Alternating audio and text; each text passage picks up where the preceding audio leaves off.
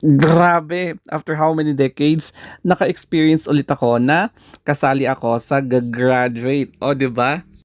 Nag-enroll kasi ako ng driving NC2 course sa isang school na malapit sa amin na under TESDA at hindi ko talaga inaasahan na graduate ako. So, ang bongga, 'di ba?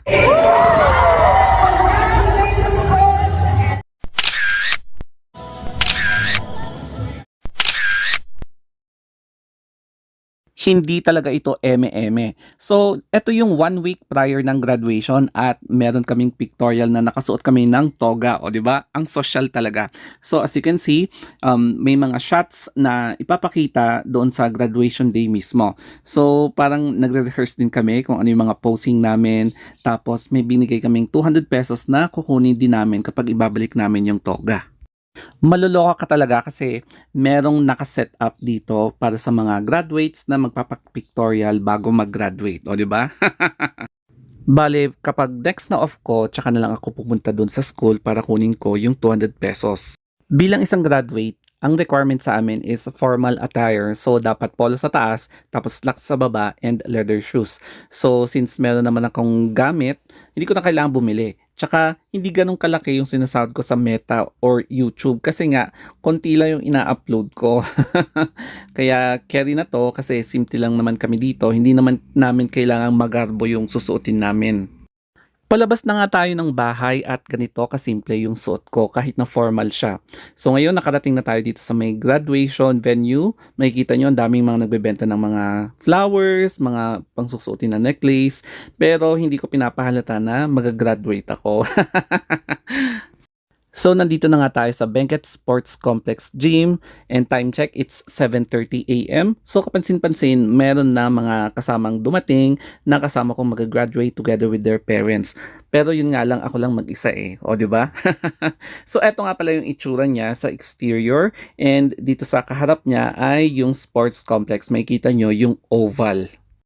Dito nga pala hinihild kapag merong provincial meet o kaya regional sports meet at medyo kita dito yung bahay namin. Tapos tara na dito sa loob ng Benguet Sports Complex Gym. So kitang-kita nyo wala pang katao-tao no and kami yung isa sa mga unang maagang pumasok dito. So inaantay lang natin yung mga official, mga staff, tsaka mga VIP people para mag-start na yung program. Konting quick tour lang dito sa loob ng gymnasium. So, as you can see, medyo malawak siya. Naka-set up naman lahat, yung mga chair and everything, yung entablado, tapos yan yung pictorial, no? Kung saan ako magpipicture mamaya. Tapos ngayon, kunwari magpapakit lang tayo ng konti kasi inaantay ko yung mga ibang staff na lalapitan ko daw para kunin ko yung toga kasi hindi ako dumating nung mga rehearsal kasi nga may work ako. And ngayon, suot-suot ko na yung toga and konting pictorial lang dito sa may bandang likod bago ako magkikipila. Time check, 8:30 a.m. So, wala akong escort kaya pinakiusapan ko yung mga instructor kung pwede sila na lang muna. May binigay sa amin na program katulad nito. So, eto nga pala yung escort ko, yung instructor at the same time ang pinsan ko. So, nasa loob na nga tayo mga guys. And alam nyo ba, nakaka-amaze or amazing talaga na mag-aaral ka ng driving tapos gagraduate ka ng ganitong kabongga. Ang nakaka-amaze palalo dito ay yung speaker sa harap nyo. And yes, yan po yung aming governor ng probinsya namin. O di ba? As in nakaka-amaze. And eto nga pala yung certificate na kinuha ko sa entablado. Hindi ko lang ni-record kasi wala talaga akong kasama mag-record. Maraming program pa ang naganap pero dito sa part na to ako super na-excite. One, two, three. Congratulations, squad. And So after ng graduation, parang walang nangyari, 'di ba? So binalik ko na yung toga tapos babalikan ko ulit yung school para kunin yung deposit ko na 200 pesos. So eto yung aking certificate of training, so driving NC2. Ang social no, hindi ko ina-expect na meron siyang graduation rights kasi under siya ng TESDA. So grabe no, hindi ko akalain na ganito siya kabongga.